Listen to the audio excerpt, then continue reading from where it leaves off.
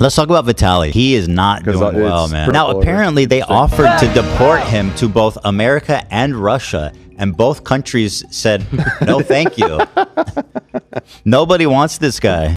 Oh, my God. Look at how tiny he is. He's definitely lost some bulk. He's a petite little guy now.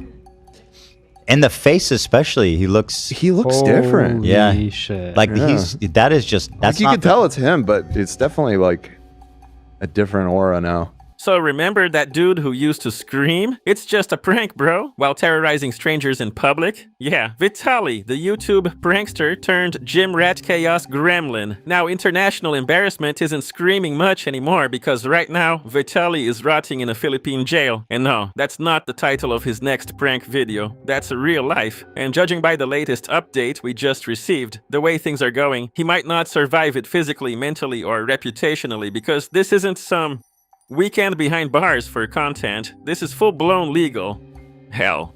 No bail, no trial dates, no country willing to claim him. And the internet, they're showing zero sympathy. So, how exactly did Vitaly go from pranking for clicks to praying he doesn't get more than 20 years behind bars? Well, for those of you who might not know, it all started like most of Vitaly's mistakes with the live stream. In early April 2025, he landed in the Philippines, turned on the camera, and decided to film the worst possible tourism campaign the country's ever seen. He harassed locals, mocked people for wearing masks. Okay, because you got a COVID mask, you liberal fuck. Even fake robbed a woman on camera. I'm gonna fucking rob you. And all of it was streamed to his audience in real time, kind of like a human rights violation. Brought to you by Kick.com. Naturally, the clips went viral, but not the kind of viral he was hoping for. No one was laughing. It was more like, hey, you let this lunatic into the country. So by April 3rd, authorities tracked him down and arrested him. The Bureau of Immigration labeled him an undesirable foreign national, which is basically a diplomatic way of saying, get this clown out of you. But instead of deporting him, they locked him up. Now, this ain't your average influencer apology tour. This is the Philippine justice system, and they're not playing.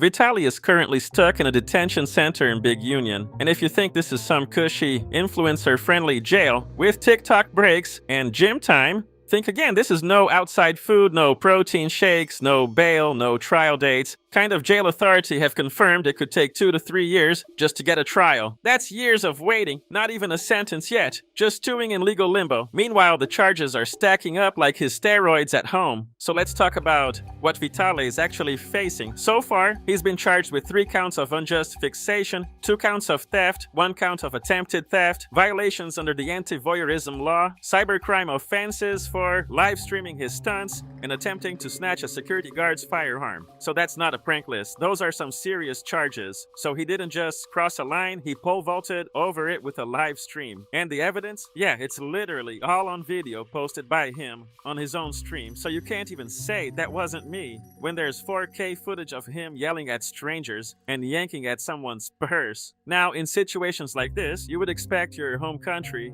to at least pretend to care but not invite allies. Case, Russia basically looked at him and said, he's your problem now. The Russian ambassador to the Philippines Publix stated Russian citizens must obey local laws and made it clear they had no interest in helping. No embassy lawyers, no diplomatic pressure, not even a strongly worded letter. And to make things worse for Vitali, the Russian media even called him an embarrassment. So if he was hoping for a ride home in Putin's private jets, yeah, that ticket's been canceled. But what about his American citizenship? Well, the US has been about as responsive as a ghost. A Tinder match. No public statements, no intervention, not even a lukewarm way of monitoring the situation. And honestly, can you blame them? Vitali flew to another country, broke the law on camera, and acted like an international menace. This isn't a case of wrongful imprisonment. It's a case of, what did you think was going to happen? There is no diplomatic angle here, just consequences. I mean, this case got so messy, even the president of the Philippines got involved. President Bongbong Marcos publicly dragged Vitali, calling him crazy and saying he was out of his mind. He even asked reporters, "Can I curse at him?" Yep. Ang isa pa nating nakita ngayong linggo, Yung kagalit-galit na pinanggagawa ng isang foreign vlogger sa ating mga kababayan. I'm gonna fucking rob you. Pero man ito o hindi, sino naman Pilipino ang hindi kukulo ang dugo sa napapanood natin?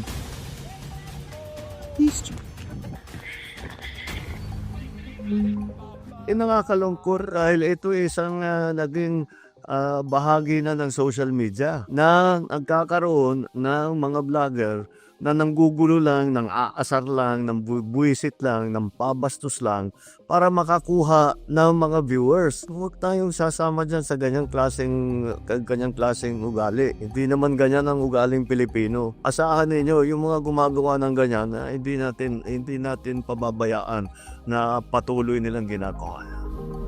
Tapos na po ang mga dayuhan, nakali na lang, kaya na lang napastangin ang mga Pilipino. Ito'y ehemplo na seryoso tayo na sa sariling bayan natin. Hindi tayo magpapabasa sa kanila.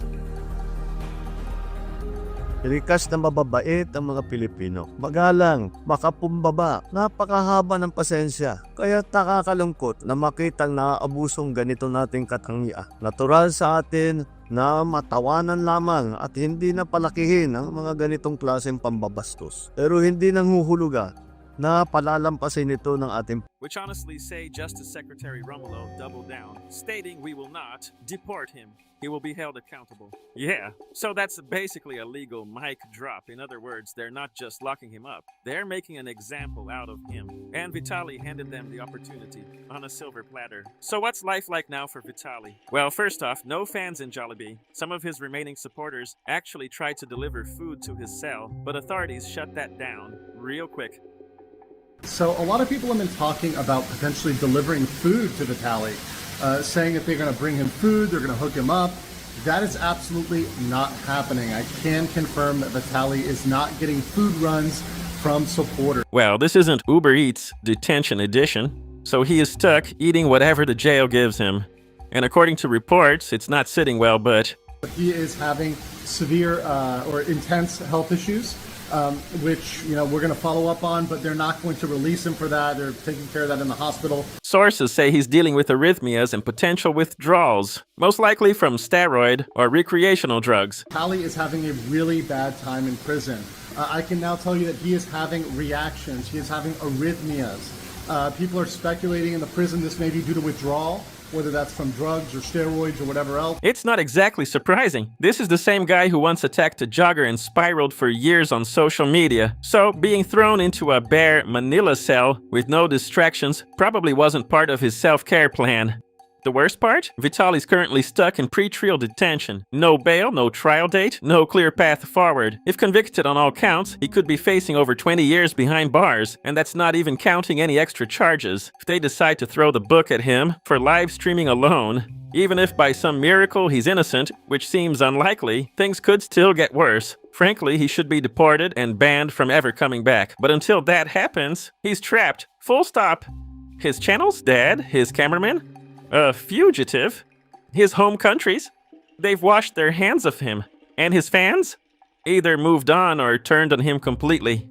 Speaking of his cameraman, let's not pretend Vitali was acting alone. His partner behind the camera, a Filipino named Christopher, aka Sly Kane, helped film the entire disaster. Once things started heating up legally, Christopher vanished, literally dipped to Taiwan and kept streaming like nothing happened. Then he dyed his hair, accidentally revealed his location, and basically flipped off law enforcement on a live stream. Authorities have since filed charges against him too, including violations of cybercrime and anti-voyeurism laws. But good luck catching someone who thinks hiding in plain sight counts as stealth. So yeah, his team is crumbling, and you'd think maybe some loyal fans would rally for him. Start a hashtag campaign, launch a #Free Vitali movement. But nope, the internet has completely turned on him. People are outraged. Other creators are roasting him. Even longtime followers are finally realizing that being edgy doesn't make you immune to consequences. Now, Vitali's basically the poster boy for what not to do as a content creator. Honestly, it's been a long time coming. Just before his arrest, Vitali tried some last-minute damage control.